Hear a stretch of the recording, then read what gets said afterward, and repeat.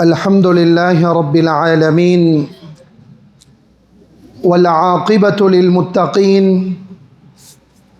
والصلاة والسلام على سيدنا محمد وآله وصحبه ومن تبعهم بإحسان إلى يوم الدين أما بعد فقد قال الله تعالى في القرآن الكريم بعد أعوذ بالله من الشيطان الرجيم بسم الله الرحمن الرحيم ألف لام ميم ذلك الكتاب لا ريب فيه هدى للمتقين صدق الله المولانا العظيم وقال النبي صلى الله عليه وسلم تركت فيكم أمرين لن تضلوا ما تمسكتم بهما كتاب الله تعالى وسنة رسوله صلى الله عليه وسلم. முழு உலகத்தையும் படைத்து பரிபாலித்து தான் விரும்பியவாறு தன்னுடைய ஆட்சியை அமைத்திருக்கக்கூடிய அல்லாஹ் ஜல்ல ஜலாலுஹுக்கே புகழ் அனைத்தும் உரித்தானதாகும். அல்ஹம்துலில்லாஹ். ஸலாத்தும் சலாமும் ஹஸரத் ஸல்லல்லாஹு அலைஹி வஸல்லம் அவர்கள் மீதிலும் அன்னாருடைய வாழ்வை பின்பற்றி நடந்த சஹாபாக்கள், தாபிஊன்கள், அத்பாஉத் தாபிஈன்கள், மேலும் கியாமம் வரை யாரெல்லாம் பின்பற்றுகிறார்களோ பின்பற்றவிருக்கின்றார்களோ அனைவரின் மீதும் உண்டாவதாக. ஜும்ஆவுடைய கடமையை நிறைவேற்றுவதற்காக வேலைகளை எல்லாம் தள்ளி வைத்துவிட்டு அல்லாஹுடைய மாளிகையில் அமர்ந்திருக்கக்கூடிய அல்லாஹுடைய நல்லடியார்களே, இஸ்லாமிய சகோதரர்களே, அல்லாஹ்வு சுப்ஹானஹு வ தஆலா இந்த உலகத்தில் வாழக்கூடிய நேரம் என்ன விடயங்களை செய்யுமாறு சொல்லியிருக்கிறானோ, என்ன விடயங்களை செய்கிறதால அவனுடைய பொருத்தம் கிடைக்குமோ அப்படியாப்பட்ட விடயங்களை எங்களுடைய வாழ்க்கையில் இயன்ற அளவு எடுத்து நடக்குமாறும், எதை செய்யக்கூடாது என தடுத்திருக்கிறானோ அப்படியாப்பட்ட அத்தனை விஷயங்களை விட்டும் முற்றுமுழுதாக தவிர்த்து நடக்குமாறு முதலில் எனக்கும் அப்பால் உங்களுக்கும் வசியத் செய்து கொள்கிறேன். இத்தகுல்லாஹ ஹைசுமா குந்தும். கண்ணியமான இஸ்லாமிய சகோதரர்களே, அல்லாஹுடைய நல்லடியார்களே, அல்லாஹ்வு சுப்ஹானஹு வ தஆலா காலத்துக்கேற்ற சில அமால்களை கடமையாக்கி இருக்கிறான். நோன்புண்டா அதுக்குன்ற ஒரு காலம் இருக்குது, ஹஜ்ஜுன்றது அதுக்குன்ற ஒரு காலம் இருக்குது, அதே மாதிரி நஃப்லான நோன்புகள் பிடிக்கிறது, நஃப்லான தொழுகைகளில் ஈடுபடுறது, இதெல்லாம் அல்லாஹ் ஜல்ல ஜலாலுஹு ஒரு மனிதனுக்கு கொடுக்கக்கூடிய சந்தர்ப்பங்கள். கண்ணியமானவர்களே, அல்ஹம்துலில்லாஹ், பெரும்பான்மையானவர்கள் இந்த அமல்களை செய்கிறோம். நோன்பு வந்தால் நோன்பு பிடிக்கிறோம், ஜகாத்து கடமையாக இருந்தால் ஜகாத்தை கொடுக்கிறோம், கடைசியாக வந்த துல் ஹஜ்ஜுடைய ஆரம்ப நாட்களில் நோன்பை எங்களில் எத்தனையோ பேர் நாங்கள் பிடிச்சிருக்கிறோம். ஆனால் அமல் செய்கிறது முக்கியம் கிடையாது. அந்த அமல் ஏற்றுக்கொள்ளப்படக்கூடிய விதத்தில் செய்ய வேணும். கண்ணியமானவர்களே, ஒரு அமலை நாங்கள் செஞ்சிட்டா அது கபூல் என்பதாக அர்த்தம் கிடையாது. அல்லாஹ்வு சுப்ஹானஹு வ தஆலா குர்ஆன்ல ஆதம் அலைஹிஸ்ஸலாம் அவர்களுடைய இரு குழந்தைகளுடைய ஒரு சம்பவத்தை சொல்றான். இத் கர்ரப குர்பானன், ரெண்டு பேரும் குர்பானி செய்தார்கள், ஒரு அமலை செஞ்சாங்க. ஆனால் ஃபதுகுப்பில மின் அஹதிஹிமா, ரெண்டு பேருட ஒருத்தருட அமல் தான் ஏற்றுக்கொள்ளப்பட்டது. வலம் யுதகப்பல் மினல் ஆஹர். மற்றவருடைய அமல அல்லாஹ் கபூல் செய்யல. கண்ணியமானவர்களே, நாங்கள் நோன்பு பிடிக்கிறோம், ஆனால் அந்த நோன்பு கபூலியத்துடையதாக இருக்குதா? நான் சதகா கொடுக்கிறேன், இந்த சதகாக்கள் கபூலியத்துக்குரியதாக இருக்குதா என்றதை நாங்கள் கவனித்து கொள்ள வேணும். வெறும் ஒரு அமல செய்கிறதால அது கபூலாகியாச்சு என்ற அர்த்தம் கிடையாது. கண்ணியமானவர்களே, அல்லாஹுடைய நல்லடியார்களே, ஒரு அமல் கபூலாகிறதுக்கு குர்ஆன் ஹதீஸை நாங்கள் பிரட்டி பார்க்கக்கூடிய நேரம் 3 முக்கியமான நிபந்தனைகள் இருக்குது. ஒரு அமல் அது அல்லாஹ்விடத்தில் ஏற்றுக்கொள்ளப்படணுமுண்டா, அல்லாஹ்வுடைய பொருத்தம் அந்த அமலுக்கு கிடைக்கணுமுண்டா 3 நிபந்தனை. அதில் ஆக முதலாவது நிபந்தனை அல் இஹ்லாஸ். செய்யக்கூடிய அமல தூய்மையான முறையில் செய்ய வேணும். கண்ணியமானவர்களே, இஹ்லாஸ்ண்டா என்ன? அல்லாமா அபுல் காசிம் அல் குஷைரி அவர்கள் குறிப்பிடுகிறார்கள், இஃப்ராதுல் ஹக்கி சுப்ஹானஹு வ தஆலா ஃபி த்தாஅதி பில் கஸ்தி. ஒரு மனிதன் ஒரு வழிபாடான வேலையை செய்யக்கூடிய நேரம், ஒரு அமல செய்யக்கூடிய நேரம், அவனுடைய மொத்த நோக்கமும் ரப்பாக இருக்க வேணும். எல்லாரும் நோன்பு பிடிக்கிறாங்க என்றதுக்காக நோன்பு பிடிச்சா அந்த நோன்பு அல்லாஹ் பாதுகாக்கணும், எங்களுடைய நரகத்துக்கு காரணமாக ஆகிரலாம். எல்லாரும் என்ன ஒரு கொடையாளன் என்பதாக சொல்லணும் என்றதுக்காக வாரி வாரி கொடுத்தாருண்டா அதே சதகா அவரை ஒரு கட்டத்தில் சில நேரங்களில் நரகத்தில் கொண்டு போய் சேர்த்திடலாம். கண்ணியமானவர்களே, ஆச்சரியமான ஒரு ஹதீஸ் அபூ ஹுரைரா ரலியல்லாஹு அன்ஹு அவங்க அறிவிக்கிறாங்க. சஹீஹ் முஸ்லிமில் பதிவு செய்யப்பட்டிருக்குது. ரசூலுல்லாஹி ஸல்லல்லாஹு அலைஹி வஸல்லம் அவங்க சொன்னாங்க, கியாமத்துடைய நாளில் முதலாவது விசாரணைக்கு எடுக்கக்கூடிய ஆள் யாரு தெரியுமா? கியாமத்துடைய நாளில் கேள்வி கணக்கு கேட்டு இவர் சொர்க்கமா நரகமா என்பதாக முடிவு செய்யக்கூடிய நேரம் அல்லாஹ் முதலாவது எடுக்கக்கூடிய ஆள், நாங்க அவரை கண்டா யோசிப்போம், இவருண்டா சொர்க்கமே சொர்க்கம்தான், அல்லாஹ் ஒரு காலமும் இவரை தண்டிக்க மாட்டான் என்பதாக யோசிப்போம். அவர் யாரு தெரியுமா? அஷ்ஷஹீது ஃபீ சபீலில்லாஹ். அல்லாஹ்வுடைய பாதையில தன்னுடைய உயிரை மாய்த்து கொண்ட மனிதன். இவரை அல்லாஹ் கியாமத்துடைய நாளில் முதலாவதாக கூப்பிடுவான். ஆக பெரிய அமல். அவர்கள் இந்த உலகத்தில் மௌத்தாகக்கூடிய நேரம், ஷஹீதாக்கப்படக்கூடிய நேரம், அவர்களுடைய கடனை தவிர அத்தனை பாவங்களையும் அல்லாஹ் மன்னிப்பான்.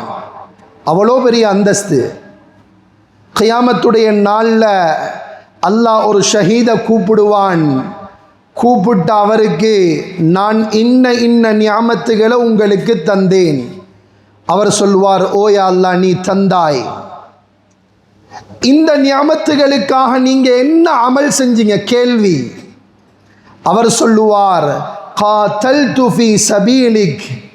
யா அல்லாஹ், உன்னுடைய பாதையில் நான் யுத்தம் செஞ்சேன், அந்த யுத்தத்துடைய முடிவில் நான் ஷஹீதாக்கப்பட்டேன் என்பதாக கூறுவார்.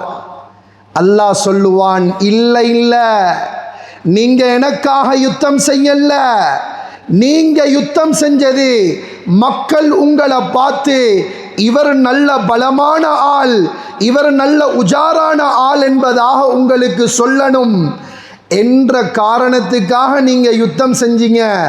அதனால கியாமத்துடைய நாளில் அவருக்கு நன்மை வழங்கப்படாது. மாற்றமாக என்ன நடக்கும் தெரியுமா? அல்லாஹ் மலக்குமார்களுக்கு ஏவுவான், ஃபசுஹிப அலா வஜ்ஹிஹி முகங்குப்புற அவரை பெரட்டி இழுத்து கொண்டு போய் நரகத்தில் போடப்படும். கண்ணியமானவர்களே, அமல் செஞ்சாங்க தான், ஷஹீதானாங்க தான், ஆனா இஹ்லாஸ் இல்லாம போயாச்சு. ரெண்டாவது நபரை அல்லாஹ் கூப்பிடுவான், ஒரு ஆலிம், குர்ஆன ஓதினவர், மார்க்கத்துக்காக தன்னுடைய வாழ்நாளை அர்ப்பணித்தவர். அல்லாஹ் அவரை கூப்பிடுவான், கூப்பிட்டு சொல்லுவான், நான் உங்களுக்கு இன்ன நியாமத்துகளை தந்தேன், இந்த நியாமத்துகளை கொண்டு நீங்க என்ன அமல் செஞ்சீங்க? அவர் சொல்லுவார், யா அல்லாஹ், நான் குர்ஆனை படித்தேன், மற்றவங்களுக்கு படித்து கொடுத்தேன், நல்ல காரியங்களில் ஈடுபட்டேன். அல்லாஹ் சொல்லுவானாம், கதப்த, நீங்க சொல்றது பொய். நீங்க அல்லாஹ்வுக்காக இந்த வேலைகளை செய்யவே இல்லை. நீங்க செஞ்சது ஏன் தெரியுமா? லியுகால காரி, எல்லாரும் உங்களை பார்த்து ஷான் நல்லா ஓதுறாரு, இவரா நல்ல பாடம் நடத்துறார், இவருண்டா நல்ல பேசுவார், இந்த எதிர்பார்ப்புல நீங்க இந்த இல்மை படித்தீர்கள். அதனால இன்றைய நாள் உங்களுக்கு எந்த விதமான கூலியும் கிடையாது. அவரையும் முகங்குப்புற பெரட்டி இழுத்து கொண்டு போய் நரகத்தில் போடப்படும். மூணாவது நபர், உலகத்தில் அள்ளி அள்ளி செலவழிச்ச ஒரு மனிதன். அல்லாஹ் அவரை கூப்பிடுவான், கூப்பிட்டு சொல்லுவான், உங்களுக்கு நான் இன்ன நியாமத்துகளை தந்தேன். எத்தனையோ பேர் பட்னியாக இருக்கக்கூடிய நேரம் அல்லாஹ் சிலர்களுக்கு செல்வத்தை கொடுத்திருக்கிறான், அவங்க செலவழிக்கிறாங்க. அல்லாஹ் கியாமத்துடைய நாளில் இவரிடத்தில் சொல்லுவான், உங்களுக்கு நான் தந்த இந்த நியாமத்தை கொண்டு நீங்க என்ன அமல் செஞ்சீங்க? சொல்லுவார், யா அல்லாஹ், நான் உன்னுடைய பாதையில் நிறைய செலவழித்தேன், உனக்காக செலவழித்தேன். அல்லாஹ் சொல்லுவான், இல்லை இல்லை, நீங்க சொல்றது பொய். நீங்க செலவழிச்ச காரணம் எல்லாரும் உங்களை ஒரு கொடைவள்ளல் என்பதாக சொல்ல வேணும். அது உங்களுக்கு உலகத்தில் சொல்லப்பட்டாச்சு. இன்றைய நாள் எந்த விதமான நன்மையும் அவருக்கு வழங்கப்படாது. அவரையும் முகம் குப்பர பிரட்டி இழுத்து கொண்டு போய் நரகத்தில் போடப்படும். கண்ணியமானவர்களே, எங்களுடைய உள்ளத்தில் இருக்கக்கூடியது பக்கத்தில் இருக்கிறவருக்கு விளங்காம போகலாம். நாங்க எல்லாரிடத்திலையும் அல்லாஹுக்காக தான் செய்கிறோம் என்பதாக பெருமை பாராட்டலாம். ஆனா ரப்புக்கு தெரியும் இந்த உள்ளத்துக்குள்ளால நான் மறைக்கிறது என்னாண்டு. ரசூலுல்லாஹி ஸல்லல்லாஹு அலைஹி வஸல்லம் அவர்களுடைய காலத்தில் ஒரு மஸ்ஜிது கட்டப்பட்டுச்சு, மஸ்ஜிது திரார். வரலாற்றில் எடுத்து பார்த்தா இந்த சம்பவங்களை உங்களுக்கு பார்க்கலாம். அந்த மஸ்ஜிதை கட்டிட்டு அந்த மஸ்ஜிதை கட்டினவர்கள் ரசூலுல்லாவுக்கு சொன்னாங்க, யா ரசூலல்லா, நீங்கள் வந்து தொழுதா பரக்கத்தா இருக்கும், நீங்கள் கொஞ்சம் வந்து எங்களோட பள்ளியில் தொழுதுட்டு போங்க. இவர்கள் பள்ளியை கட்டின நோக்கம் என்ன? பலவிதமான அக்குவால்களில் சொல்லப்பட்டிருக்கக்கூடிய விடயம்தான் இவர்களுடைய நோக்கம் முஸ்லீம்களுக்கு மத்தியில் பிரிவினையை உண்டாக்கணும், முஸ்லீம்களுக்கு மத்தியில் பிரிவினையை உண்டாக்க வேணும். ரசூலுல்லா இவர்களிடத்தில் கேட்ட நேரம் சொன்னாங்களாம், இன் அரதுனா இல்லல் ஹுஸ்னா. யா ரசூலல்லா, பள்ளியை கெட்டிருக்கிறோம், நல்ல நோக்கத்தில் தான் நாங்கள் கெட்டினது, அல்லாஹ்க்காக தான் கெட்டினோம், ஆட்களுக்கு லேசா இருக்கணும் என்பதாக தான் கெட்டினோம். ரசூலுல்லாஹி ஸல்லல்லாஹு அலைஹி வஸல்லம் அவர்களுக்கு அல்லாஹ் ஆயத்தை இறக்கி வைக்கிறான், இப்படி உங்களிடத்தில் வந்து பேசுகிறாங்க, ஆனால் வல்லாஹு யஷ்ஹது இன்னஹும் லகாதிபூன், அவங்க சொல்கிற நல்ல நியத்தெல்லாம் பொய் என்பதாக அல்லாஹ் சாட்சி சொல்கிறான். யாருக்கும் மறைக்கலாம், என்னோட இருக்கக்கூடிய மனைவிக்கு மறைக்கலாம், தாய் தந்தையர்களுக்கு மறைக்கலாம், பக்கத்தில் இருக்கக்கூடிய என்னுடைய பிஸ்னஸ் பார்ட்னருக்கு கூட மறைக்கலாம். ஆனால் ரப்புல் ஆலமீனுக்கு எங்களுடைய நீயத்துகள் மறைவான ஒரு விஷயம் கிடையாது. கண்ணியமானவர்களே, இஹ்லாஸ் இல்லாமல் செய்யக்கூடிய அமல் அது எவ்வளோ பெருசாக இருந்தாலும் அதுக்கு எந்த கூலியும் வழங்கப்படாது. அதற்கு மாற்றமாக சில நேரங்களில் அல்லாஹுடைய தண்டனைக்கு உட்பட்டவர்களாக நாங்கள் மாற வேண்டி இருக்கும். முதலாவது, நாங்கள் செய்யக்கூடிய அமால்கள் கபூலாகணுமுண்டா தூய்மையான எண்ணம் இருக்க வேணும். நான் ரப்புக்காக செய்கிறேன், நான் யாருக்காகவும் செய்யல, நான் என்னுடைய ரப்புடைய பொருத்தத்துக்காக செய்கிறேன் என்ற அந்த நீயத்தை உருவாக்கினதுக்கு பின்னால தான் நாங்கள் அமால்களில் ஈடுபட வேணும். கண்ணியமான அல்லாஹுடைய நல்லடியார்களே, இஸ்லாமிய சகோதரர்களே, ஒரு அமல் கபூல் ஆகிறதுக்கு ரெண்டாவது நிபந்தனை, அந்த அமல் மார்க்கம் சொன்ன அடிப்படையில் நடக்க வேணும். உதஹியாவுடைய காலம் வந்தது, மாஷா அல்லாஹ், நிறைய பேர் நாங்கள் குர்பானி கொடுத்தோம். ஆனால் குர்பானி உடைய நிபந்தனை உள்ள ஆட்டத்தானா நான் கொடுத்தேன். லட்சக்கணக்கு செலவழித்து சில மாடுகள் கொண்டு வரப்படுகிறது. ஆனால் மார்க்கம் என்ன நிபந்தனைகளை எதிர்பார்க்குதோ அந்த நிபந்தனை இல்லை. கண்ணியமானவர்களே, இதுக்கு நல்ல ஒரு உதாரணம், ஹதீஸில் ரசூலுல்லாவிடத்தில் சஹாபாக்கள் வந்து ஒரு பெண்மணியை பற்றி சொன்னாங்க. யா ரசூலல்லாஹ், இந்த பெண் ரொம்ப நல்ல ஒரு பெண், என்ன செய்வா தெரியுமா, ஃபர்தான தொழுகைகள் இல்லாமல் நிறைய நஃப்லான தொழுகைகளில் இவ ஈடுபடுறா. அதே மாதிரி நிறைய குர்ஆன் ஓதுறா யா ரசூலல்லாஹ். சொல்லிட்டு சொன்னாங்க, லகின்னஹா துதி ஜீரானஹா, என்றாலும் அவட்ட இருக்கக்கூடிய ஒரே ஒரு குறை என்ன தெரியுமா, பக்கத்தூட்டு ஆட்களுக்கு இவளால் கரைச்சல், வாய் கொஞ்சம் மோசம். ரசூலுல்லாஹ் சொன்னாங்க, ஃபஹிய ஃபின்னார், இவன் நரகத்துக்கு தான் போக போறா. அல்லாமா முல்லா அலி காரி ரஹ்மத்துல்லாஹி அலைஹி அவர்கள் இந்த ஹதீஸுக்கு கீழால ஒரு அற்புதமான விளக்கம் சொல்றாங்க. காரணம் என்ன, இவ்வளோ அமல் செஞ்சும் ஏன் இவன் நரகத்துக்கு போகணும் தெரியுமா? நஃப்லான வணக்கங்கள்ன்றது அது சுன்னத் முபாஹ், அதை விட்டுட கூட முடியும். ஆனால் இன்னும் ஒருவருக்கு அநியாயம் செய்கிறது, ஏசுறது, நோவினை கொடுக்கிறது ஹராம். ஹராத்தை செஞ்சு கொண்டு நல்ல காரியங்களை செய்கிறதால ஹராம் இல்லாமல் போகாது. இதே மாதிரி தான் நினைச்ச மாதிரி ஜகாத்து கொடுக்கிறோம். ஜகாத்தை எப்படி கால்குலேட் பண்ண வேணும், ஒரு சிஸ்டம் ஒன்று இருக்குது. எவ்வளவு கொடுக்க வேணும் என்பதாக ஒரு சிஸ்டம் இருக்குது. யாருக்கு கொடுக்க வேணும், எங்கே கொடுக்க வேணும், என்ன பொருட்களுக்கு கொடுக்க வேணும், இதெல்லாம் மார்க்கத்தில் சொல்லப்பட்டிருக்குது. யாராவது ஒருவர் துஹர் தொழுற நேரம், எனக்கு கொஞ்சம் நல்லா டைம் இருக்குது, நான் பிஸியாக இல்லைண்டு 4 ரக்காத் தொழுற இடத்துல 5வது தொழுதா ஏற்றுக்கொள்ளப்படாது. ஒவ்வொரு அமலும் மார்க்கம் சொன்ன மாதிரி நடக்க வேணும். நான் விரும்பின மாதிரி என்ற வியாபாரம் இருக்கலாது, நான் விரும்பின மாதிரி என்னுடைய மகனுடைய திருமணம் நடக்கலாது, நான் விரும்பின மாதிரி ஒரு வேலையை செஞ்சு முடிச்சிடலாது. மார்க்கத்துடைய வரையறைகள் பேணப்பட்டால்தான் அந்த அமலுக்கான பூர்த்தியான கபூலியத்து கிடைக்கும். கண்ணியமானவர்களே, எத்தனையோ அமால்கள் செய்கிறோம், ஆனால் யார்கிட்டையும் நாங்கள் ஒரு வார்த்தை கேட்டது கிடையாது.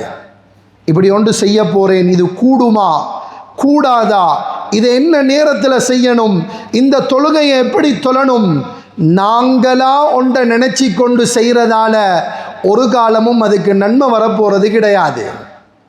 கண்ணியமான அல்லாஹுடைய நல்லடியார்களே, ரசூலுல்லாஹி ஸல்லல்லாஹு அலைஹி வஸல்லம் அவங்க சொன்னாங்க, மன் அமில அமலன், யாராவது ஒருவர் ஒரு அமலை செய்கிறாரு, லைஸ அலைஹி அம்ருனா, எங்கட மார்க்கத்தில் சொல்லப்படாத ரீதியில், ஃபஹுவ ரத்துன், அது ஏற்றுக்கொள்ளப்படவே படாது.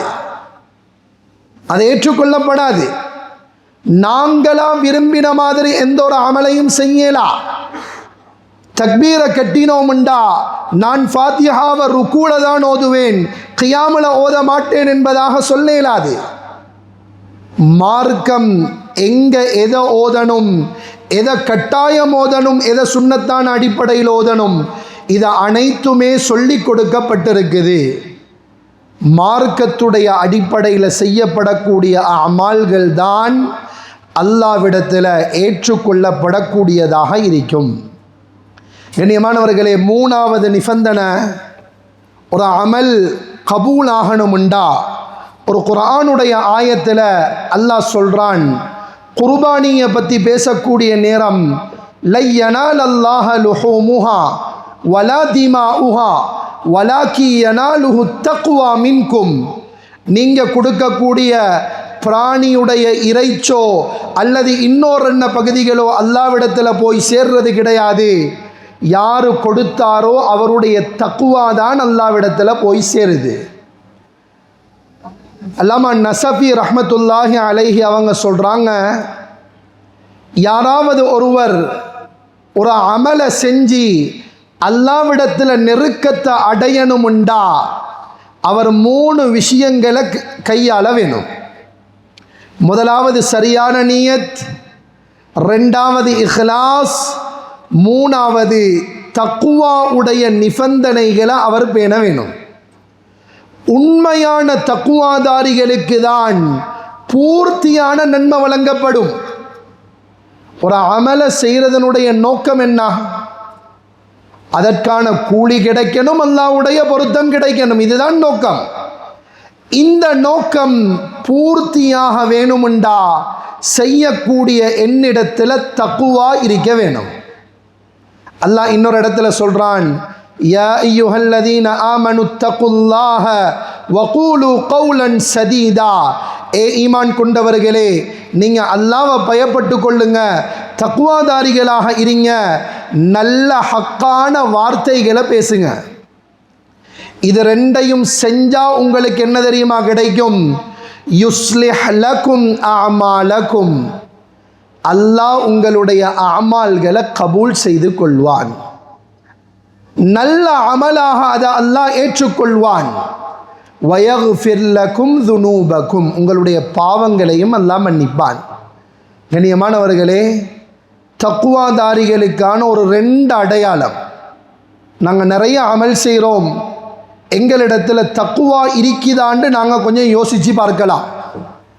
தக்குவாதாரிகளுக்கான முதல் அடையாளம், அவர்களுக்கு அல்லாஹ்வை வழிபடுறது வெறுமனே ஒரு கடமையாக இல்லாமல் அதில் அவர்கள் இன்பம் காண ஆரம்பிப்பார்கள்.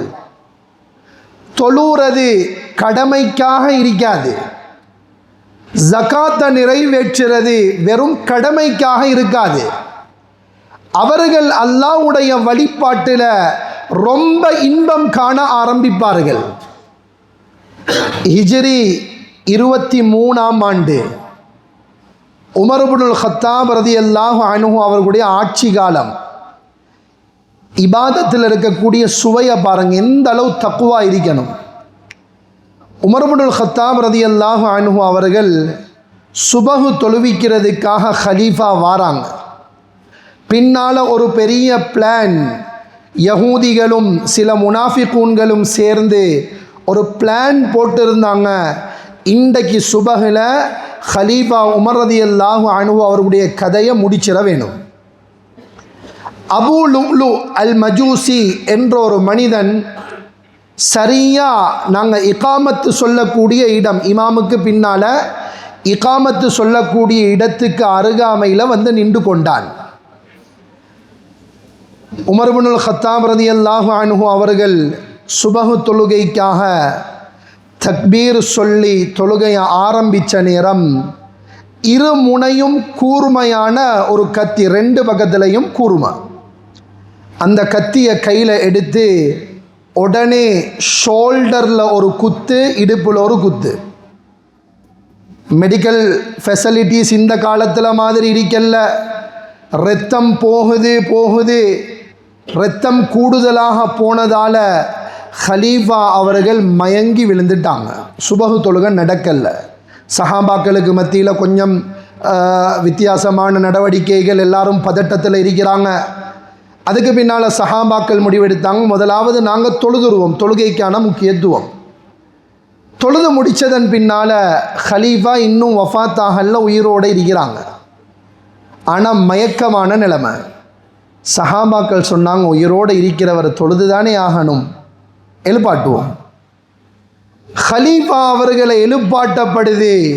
இரத்தம் போய் மயக்கத்தில் இருக்கக்கூடிய உமர் ரலியல்லாஹு அன்ஹு, கண்ணியமானவர்களே, அல்லாஹுடைய நல்லடியார்களே, எழும்பினதோட முதல் கேள்வி, மக்கள் எல்லாம் தொழுதுட்டாங்களா என்றா அவரோட பொறுப்பு, ஹலீஃபாட பொறுப்பு சொல்லப்பட்டுச்சு.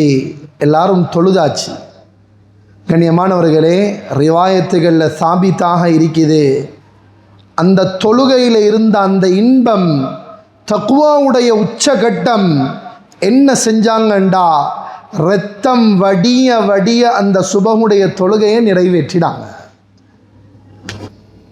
எங்களுக்கும் இதே மாதிரி இன்பம் இருக்குதுண்டா நான் ஒரு தக்வாதாரி என்பதாக சந்தோஷப்பட்டு கொள்ளலாம். எனக்கும் தொழுகையில் இன்பம் இருக்குதுண்டா, எனக்கும் குர்ஆன் ஓதுறதுல இன்பம் என்றிருக்கக்கூடிய நிலைமையில் நான் சந்தோஷப்பட்டு கொள்ளலாம். இல்லை, தொழுகைக்கு வாரது கஷ்டம், நோன்புல மூடின குர்ஆனை இதுவரைக்கும் நான் துறக்கலண்டா நாங்கள் ரொம்ப முயற்சி செய்ய வேண்டியது இருக்குது. கண்ணியமானவர்களே, அல்லாஹுடைய நல்லடியார்களே, தக்வாதாரிகளுடைய இன்னும் ஒரு அடையாளம்தான் அவர்கள் பாவங்களில் இருந்து தூரமாகுவாங்க.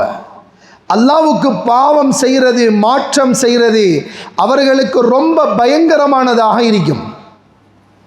யூசுப் அலைஹிஸ்ஸலாம் அவர்கள் உலகத்தில் ஒரு மனிதனுக்கு கிடைக்கக்கூடிய ஆக உச்சகட்டமான பாவத்துடைய இன்பத்துக்காக அழைக்கப்படுகிறது. பெரிய கோட்டை, கதவெல்லாம் மூடப்பட்டிருக்குது. ஒரு அழகான பெண், ஹை தலக், என்னோட தவறான முறையில் நடக்க வாங்கன்னு கூப்பிடுறா. கண்ணியமானவர்களே, தக்வா உடைய உச்சகட்டம், ஓடுறாங்க. நான் இந்த பாவத்தை செய்ய மாட்டேன், விரண்டோடுறாங்க. ஒரு கட்டத்தில் யூசுப் அலைஹிஸ்ஸலாம் சொன்ன வார்த்தை என்ன தெரியுமா? அஸ்ஸிஜ்னு அஹப்பு இலைய மிம்மா யதுஊனனி இலை. என்னுடைய ரப்பே, இவங்க கூப்பிடுற பாவத்தை நான் செய்கிறதை விட ஏண்ட வாழ்நாள நான் சிறையில் கழிச்சிட்டு போகிறேன். சிறைக்கு போகிறதுக்கு கூட தயார், ஆனால் பாவம் செய்ய மாட்டேன். கண்ணியமானவர்களே, அல்லாஹுடைய நல்லடியார்களே, தக்வாதாரிகளாக மாற வேணும். அப்பதான் செய்யக்கூடிய அமால்களில் பூர்த்தியான பிரதிபலனை எங்களால் எடுத்துக்கொள்ளலாம். எனவே நிறைய அமல் செய்கிறோம், அந்த அமல்கள் கபூலானதா என்ற கேள்வியை நாங்கள் ஒவ்வொருவரும் கேட்டு பார்க்க வேணும்.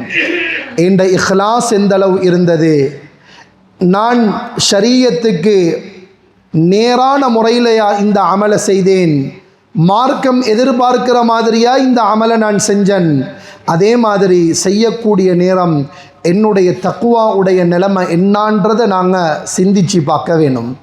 இது இல்லாமல், இந்த சிந்தனை இல்லாமல் சும்மா நாங்கள் அமல் செஞ்சு கொண்டு போனோமுண்டா ஒரு கட்டத்தில் அல்லாஹ் பாதுகாக்கணும், எங்கட அமால்கள் எங்களுக்கு எதிரானதாக கியாமத்தில் மாறும். எனவே அல்லாஹ்க்கு சுப்ஹானஹு வ தஆலா நம் அனைவருடைய அமால்களையும் கபூல் செய்தருள்வானாக. எங்கள் எல்லாரையும் தக்வாதாரிகளாக ஆக்கி அருள்வானாக. எங்கள் எல்லாருக்கும் இஹ்லாஸ, ரசூலுல்லாவுடைய வாழ்க்கையை நசீபாக்குவானாக. யா அல்லாஹ் ரப்பே ரஹ்மானே, எங்களுடைய பாவங்களை மன்னிச்சிர நாயனே. யா அல்லாஹ் அமால்களை கபூல் செஞ்சிக்கோ நாயனே. யா அல்லாஹ் ரொம்ப கஷ்டப்பட்டு அமல் செய்கிறோம் நாயனே, அந்த அமால்களை நீ ரத்து பண்ணிராத நாயனே.